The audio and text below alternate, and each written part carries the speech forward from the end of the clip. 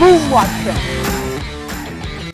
What is up, Watch Fam, and welcome to episode 115 of Ask TNH. I am Christian from Theo and Harris, and before we get into today's episode, we'll do a quick wristwatch check. I am, again, wearing this Actua chronograph, which is really beautiful. The way it fits on my wrist is just, like, incredible. The actual case is not oversized, technically, but I think it's dial to case ratio plus the lugs give it this, very large feel that to me is much more modern, and I love it. So this watch is available in the watch shop at theoandharris.com, along with 5 other new watches that hit yesterday. So if you haven't already seen them, go ahead and check out theoandharris.com after this video, and please follow us on Instagram and the most up-to-date and live stream news on Theo and Harris. So that's it. Let's get into today's episode. Okay, so as a vintage dealer, our watch shop at theoandharris.com, we are constantly, obviously handling vintage watches. We are assessing vintage watches. We're having them serviced. We're selling them. We're finding new homes. We're buying them. It's obviously every day is really in depth with vintage. I love new. Modern is great. There's a lot of great things about certain modern watches, but we live and breathe vintage. So without surprise, I get the question, how important is originality, all the time? And then that's always followed up by, well, what is originality? So I'm going to talk about these aspects for a little bit here today.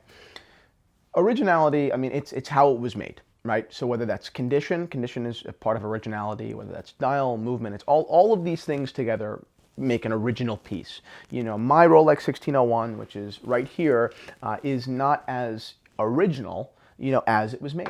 It's the dial's original, the movement's original, the case is original, the crystal is even original, but the case has been polished.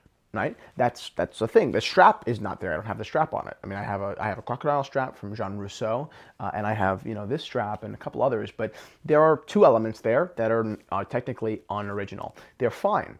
I accept that because these are things that I just don't mind. I like changing up straps, and to me, I'm not. And to me, my kind of assessment of cases is depending on reasonable sharpness. I don't like, kind of like curved out cases. They're, to me, they're just not how you should have a vintage Rolex. That's just not how I think vintage Rolexes should be owned. Personally, I have no problem with someone else saying, hey, listen, I got to save a ton of money on my vintage Rolex because the case was polished or over polished. It's not my thing. I personally don't like to sell those because they just don't really align with my ethos. But it doesn't necessarily mean it's an intrinsic bad thing that you can't appreciate. I'm drawing these distinctions here because I do think it's a gray area. Originality, not with dials, not with movements, those things to me are absolutely key. But originality is this gray area when it comes to condition. When it comes to condition and certain other choices, right? So we talked about my date just on a very micro level, and those things may have seemed insignificant. But take Eric Koo, for example. He's a dealer extraordinaire, seems like a really cool guy. He's got one of the most amazing offerings of vintage watches and even modern watches. Even his personal collection is incredible. But recently, he posted a photo of his Audemars Piguet Royal Oak 15202, total custom job, but he had it done by Audemars. So what they did was they took the case of the 15202, but they put a original reference, original A series, Royal Oak dial on it, which is super interesting. They also took the AP rotor and put a photo of the AP rotor on the back of a 15202 and replaced it with a custom rotor that has his initials. Now I think that is super cool. And of course, not only do I think it's super cool, I think it's probably the most interesting 15202 on the market. I love Royal Oaks. That's just the best one, probably. And I love what he did. And I think objectively, no matter who did it, I would appreciate it. I'm not a snob like that. AP did it, so it's even more special, and I'm sure he has the papers to go along with it, and it's just this like super amazing thing that he had done. But would I necessarily look down upon the person who had those things done aftermarket? And the answer is no. I mean, I have a problem with when things are done wrong, when things are done improperly. That I don't like. There's no, to me, intrinsic, like wrongdoing because the person that did it did not work at the company who originally made the watch. The rotor probably could have made, the custom rotor probably could have been made by a host of, of goldsmiths out there and jewelers. Not necessarily 47th Street, kind of scumbag dealer. Not that all dealers on 47th Street are scumbags, but not just some, like seedy, random sweaty dude, with a couple of diamonds. But there are people out there that are brilliant in what they do that don't work for Audemars Piguet. I mean, what about aftermarket diamonds, versus, factory diamonds? What's the difference? If it's good quality, it's good quality. To me, it just doesn't bother me all that much. I mean, why would I necessarily spend an extra $2,000, if I'm trying to buy, let's say, a Pavé diamond Cartier, rather than just get it aftermarket? I mean, that to me, it doesn't necessarily, and spend the extra time. I mean, if the person who I'm giving it to doesn't mind either way, like my mom, for example, she wouldn't care either way. So why would I go out and, because there's no resale? Well, don't get ripped off by a jeweler. I don't think you should do that either, but it's a very tricky and very, it has to be a very thoughtful game. So once again, I don't think that anyone would necessarily disagree with me on this one, but it's interesting. You start at a Datejust, the most simple Rolex, and you work your way up to a 15202 total custom job. Is it original? No, right? But is that a problem? No. So now once you have these two polar things that nobody would really, object to, that's where you start, then you take a look and you start to go into these a little bit more, kind of cloudy areas. I think a really good example of this is the Rolex reference 6542, the original GMT.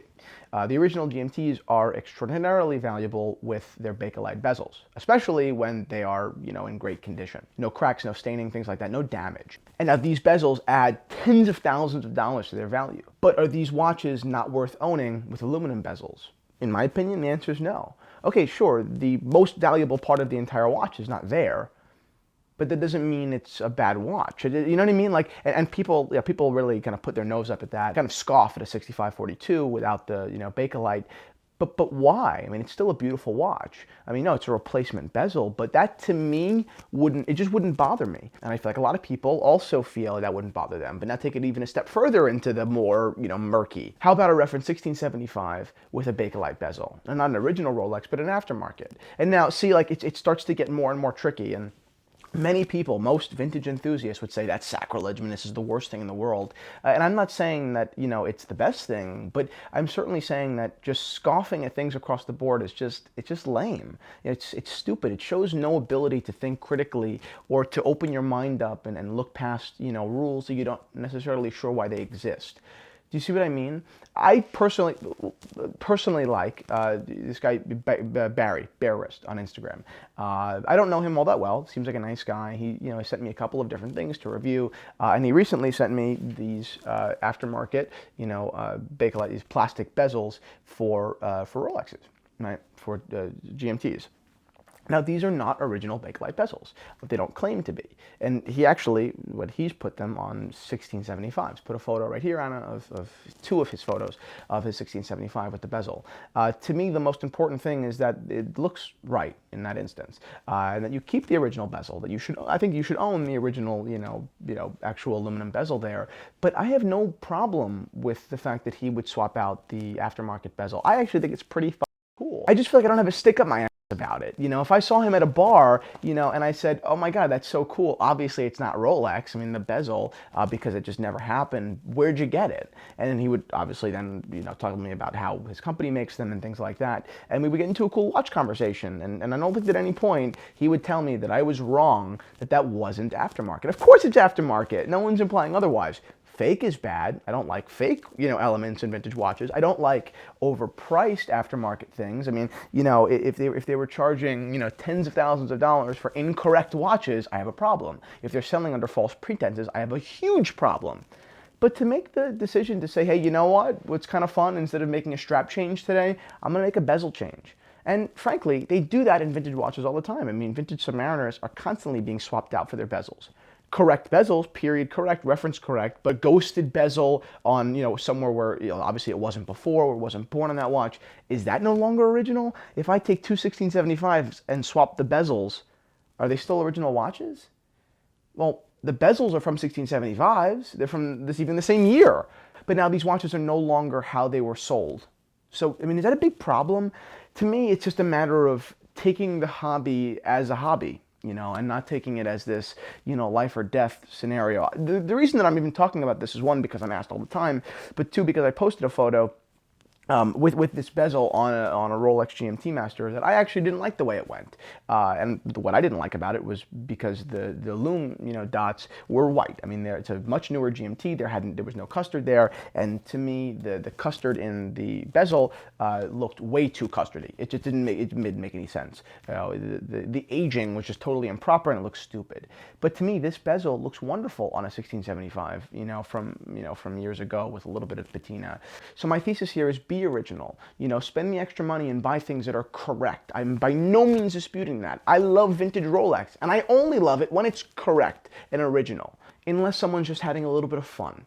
In which case, I remind myself that it's just a fun hobby. It's very circumstantial. There are no hard lines that we can draw if it's a game of honesty and fun, right? Of course, if it's a game of dealing and selling, there are many hard lines that we can draw, just honesty. But if you're just having fun and you're just, enjoying, and exploring and just experimenting, there's nothing you can do wrong. Now, do I have a problem with Barney's selling red dial Submariners? Absolutely. I think it's awful, by saying, really quietly, refinished dial. If they're not saying that that's a bad thing, that's a problem to me. See where I draw these lines? I'm okay with an aftermarket bezel if you know it's an aftermarket bezel and you're having fun.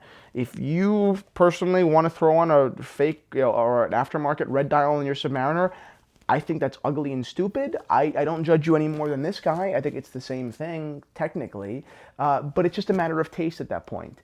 I have a huge problem with Barney saying in a positive way, oh, it's just refinished. You're not giving the whole circumstance. You're not being honest about the market and what that means to this watch. But as long as you are being honest, it's all fun.